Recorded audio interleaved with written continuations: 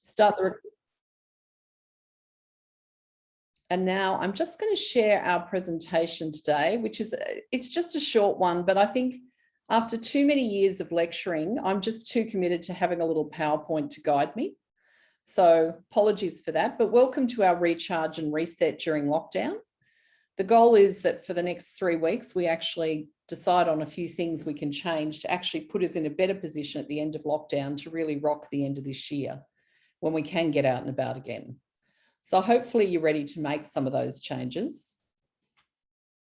Now, what I was going to share with you is, first up, what are the big challenges for you? And I think for a few people, when we did a little poll earlier, diet was coming up as a big one.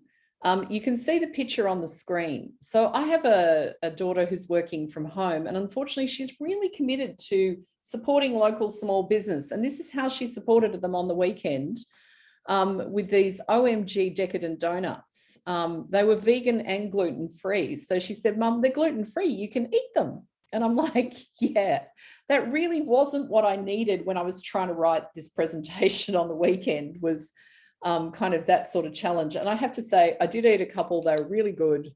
And I can say, if you want to send them to someone else in lockdown, that might be a great idea. But what I did do was I packed up some and sent them to my parents so that they could actually enjoy a treat.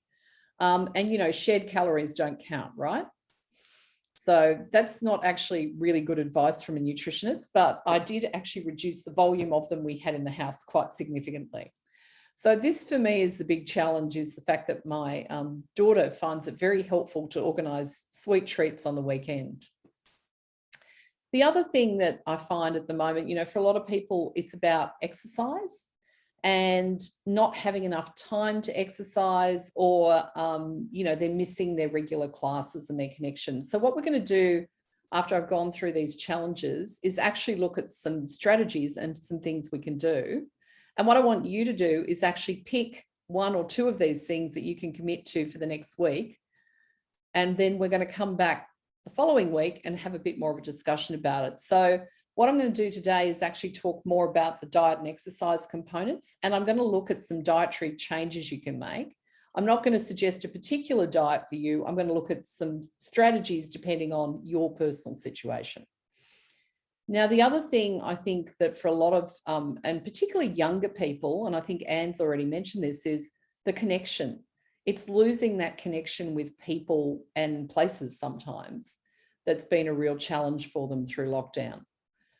So I'm going to talk a little bit more about that and how you can maintain some connection through this. And look, I think this webinar for me was a way of me connecting back in with a group of people who perhaps were also seeing the same sort of challenges I was.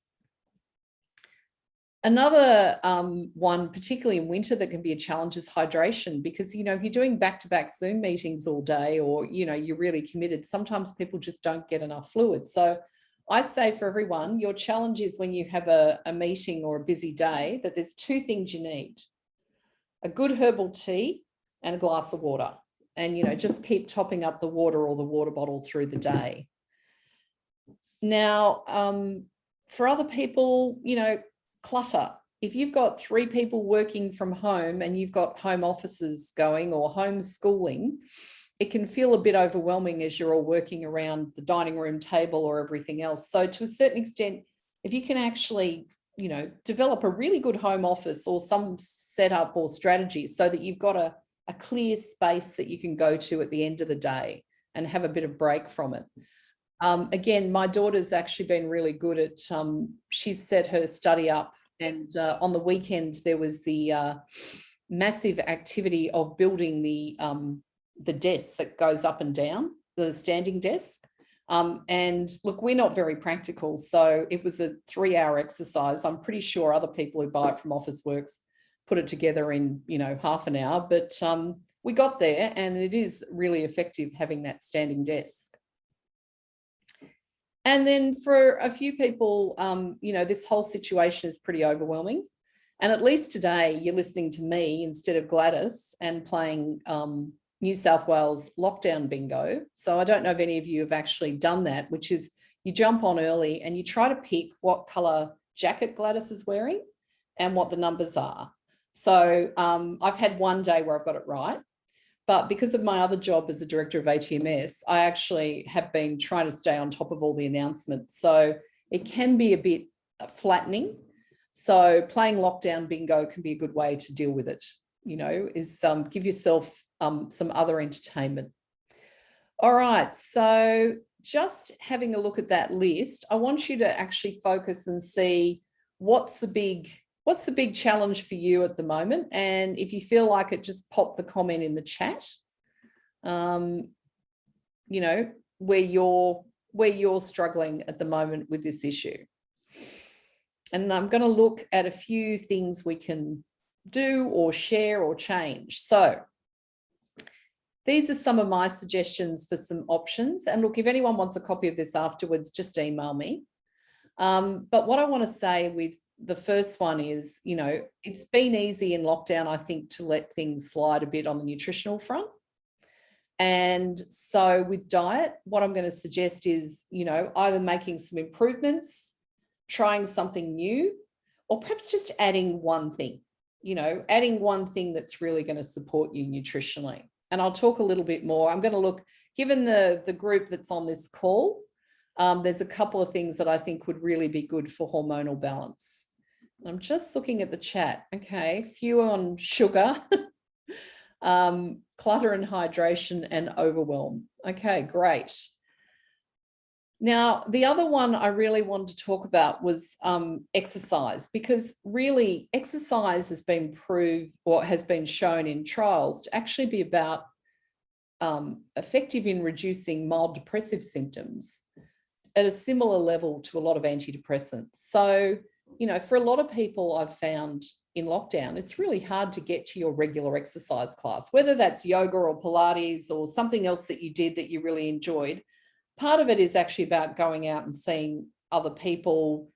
It's about the accountability. It's about staying motivated. Now, just a show of hands for those on the calls. Has anyone tried doing exercise on Zoom through a Zoom class? A couple of people?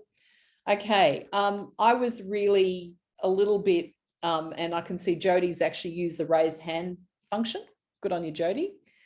I actually was on the verge of saying no to the whole Zoom thing. And then I thought, really, you know, I'm actually doing classes. I'm doing a semi-private Pilates class with Village Pilates, and I'm pointing to the clinic, the space over in the corner of our building, because it's a local small business and I want to continue to support them.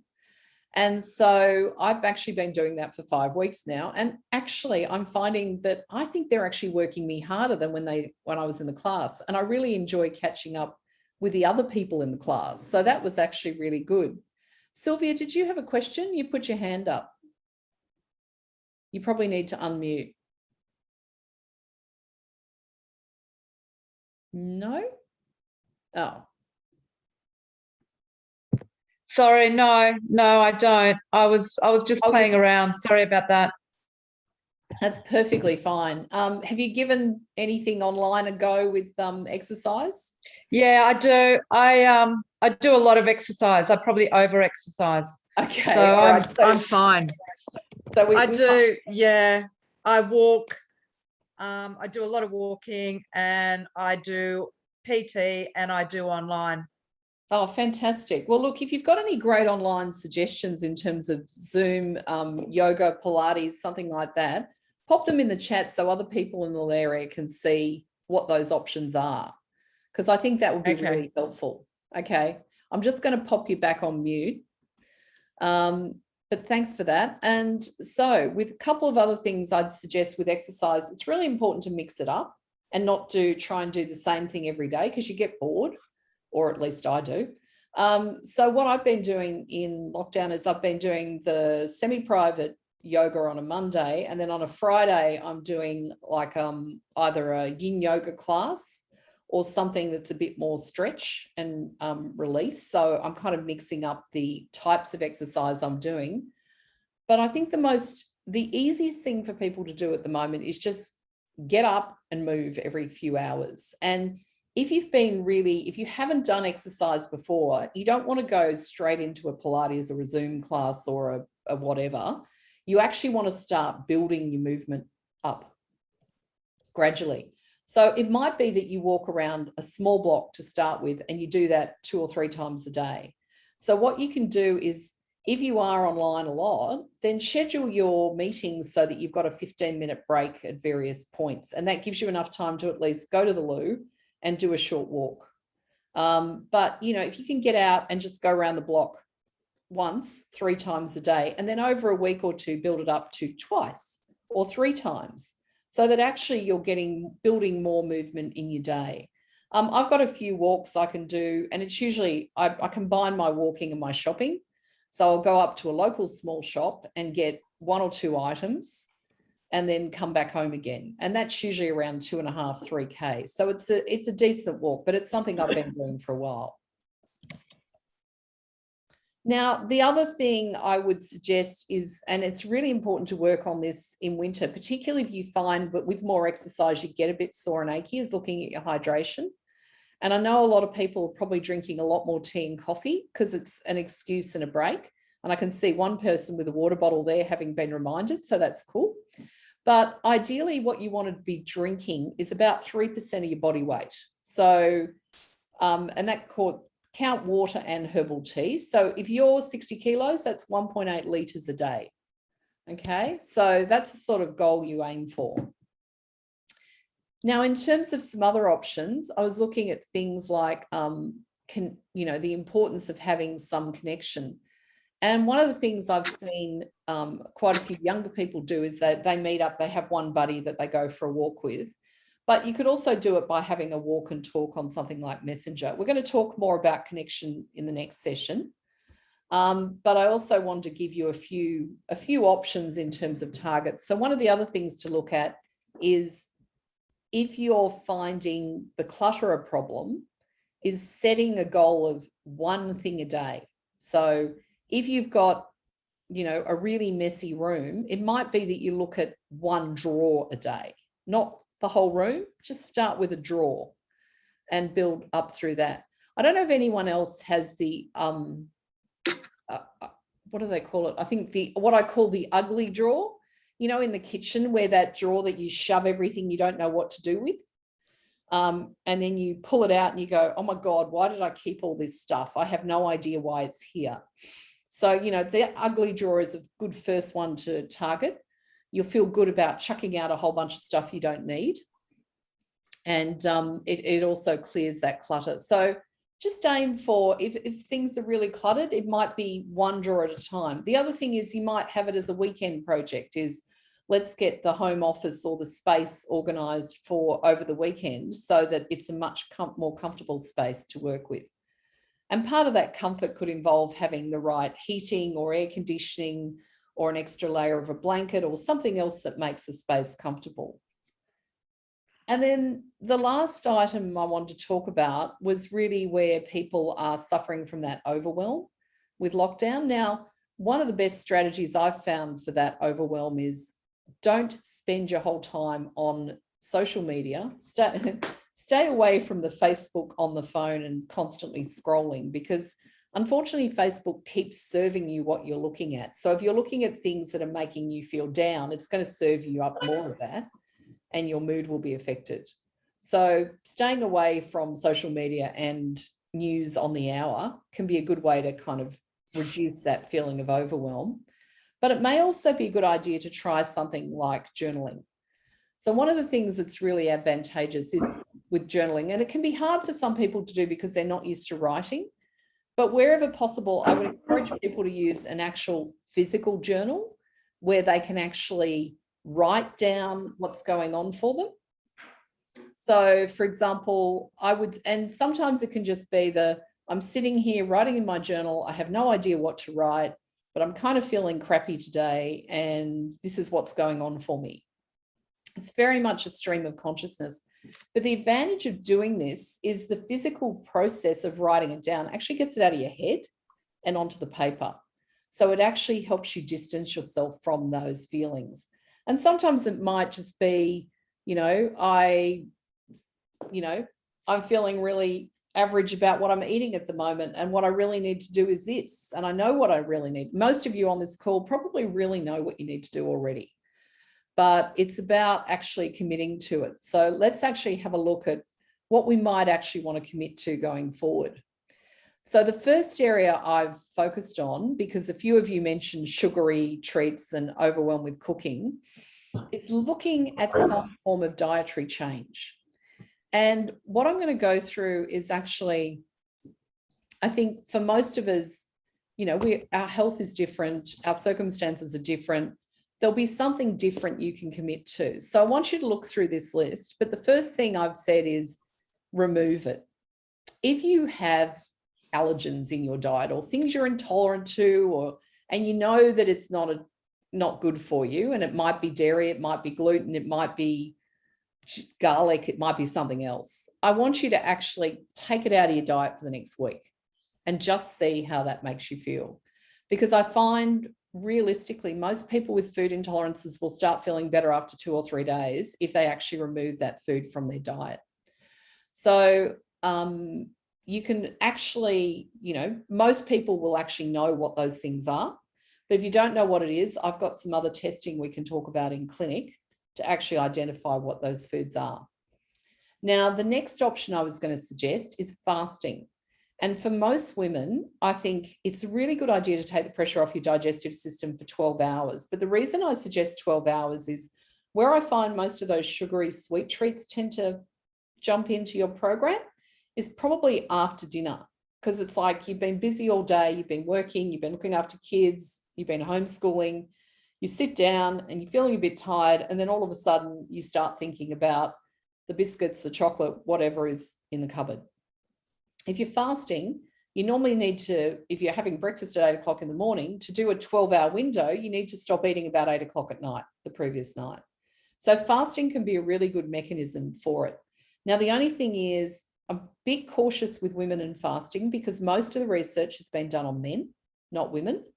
So I know some of the fasting suggests 16 hours of not eating and a window of 8 hours of eating. But I do find for some women that can be too much and actually puts them under more stress. So what I would say is try doing a week of 12 hours of fasting overnight, just the 12 hours, and then you can see if you can push it. The people who work really well with the 16-hour fast, and I don't know if any of you have ever tried it, are those who don't really like breakfast in the first place, but can still function fine until lunchtime. So if you're not that person, I would say start with the 12 hours and see how you go. The other option is to look at something like a detox diet, which is something like a gluten and dairy, you know, is usually a gluten and dairy-free program. And I'm going to share with you our Elemental Health Nutrition Challenge page, which is on Facebook, and you can join if you want to after this call. But we've got some good diet plans on there for a 2-week, for a 1-week gluten and dairy-free diet. So it gives you some input on how to change that. So that can be a really good detox diet. The other option with detox, I would say, is just looking at having protein at every meal with at least 3 handfuls of vegetables. So, you know, that's kind of the really basic, but this other resource has a few more details on sort of some recipes and how you would do that if you need a bit more information. And the other area that I want to focus on, and look, this could be just the one thing you decide to do, is portion control. Because I think often when you're serving food, if you're cooking for a family, you tend to serve everyone pretty much the same size. And the reality is you as a 60, 70 kilo woman don't need what your 100 kilo husband needs to eat. So what I would say is if you're focusing on portion control, the really important thing is palm. So what you want is a palm size, palm thickness portion of protein at a meal. That's probably about 120 to 150 grams. It's not a huge amount, but it is enough for you to feel full and to actually give you good portion control. And then what you want is that 3 handfuls of vegetables. So 3 really good handfuls of vegetables, palm size, palm portion of protein. So just see how you go with having that smaller amount of protein. And I also know that with, this is a tip from someone else on the call, with women who are menopausal and suffering from flushing, cutting down on protein at night can actually help reduce the flushing. So that portion control can be really important for just settling down flushing at night. And then the final thing is to add 1 cup of vegetables a day. So if you're not doing any of these other things, my challenge to you is to just add 1 cup of vegetables a day. So that could be adding like a veggie soup at lunchtime, or a salad before dinner, or something like that, or even having a snack of you know, what I call the C vegetables: carrots, capsicum, celery, cucumber, with hummus as your afternoon tea, and a couple of tablespoons of hummus.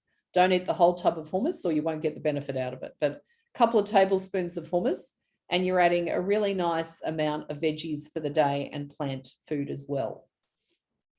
All right, so looking at that list, you're thinking about what you want to add. Let's just look at the next section, which is exercise. So I've already mentioned a few of these options. Now, I think it depends on what you think you need, but for a lot of women, we're really good at walking, and where flexibility may be good, but we don't have a lot of upper body strength. So if you find it that you've got sore neck and shoulders, you probably need to do some light weight work. And that's probably something you can do from home with a couple of light weights. The other thing is, if you're suffering from insulin resistance, you know, using light weights can be a good way to improve your insulin sensitivity. So one study I saw showed that doing 6 sets of 10 reps of light bicep curls, and I hope I've given that the right name. I know there's a personal trainer on this call, so better make sure it's the right thing. Really helps improve your insulin sensitivity. So that's something you can actually do at the desk when you're on your Zoom call. So, but what you aim for is 6 sets a day. And, you know, you might want to add some other exercises, but I just use the bicep curls as an example. And if you don't have light weights, you can find something that weighs about 1/2 to 1 kilo. But if you haven't done that before, start with really light weights, like 1/2 kilo. Don't go to a whole kilo. Now, if you're stiff and sore and aching, and you've got that mind that races all the time, yoga is great to help improve your flexibility. But it also, I find one of the things about yoga that I've always found is I have to really concentrate on what I'm doing or I fall over. So yoga is good for the busy minds who can't stop thinking, because it actually gives them an hour where they just focus on what they're being told to do. If you want to improve your balance, Pilates is great for improving balance and strength. And if you really just need to get out and move, then I would suggest walking, you know, regularly. And as I said, if you haven't done a lot before, start and build up gradually. So looking at those 2 sections, I'm just wondering, you know, what goals you want to set so that by the end of August, you can be like me and actually able to do this 4-kilometre walk, which is my favourite walk. It's along Middle Harbour. It's under the Rosehill Bridge. Sorry. This walk goes along the water, which I love. So you're getting, you know, that ocean vibe. But it was fairly flat. And last year after I had surgery, I could only do about 1/3 to 1/2 of this walk. And now I'm doing it easily. So this was my goal, was to be able to do this walk and do it well. So what I want you to do with your goals is we actually need to make sure that we set some SMART goals. So SMART means specific, measurable, achievable, realistic, because I'm not going to look like Elle Macpherson in 1 month, and targeted. So let's all go now onto the chat. And what I'm going to do is just finish up the recording and the slide sharing. And we're just going to talk very quickly, but without the recording on. So just let me pause that. And just,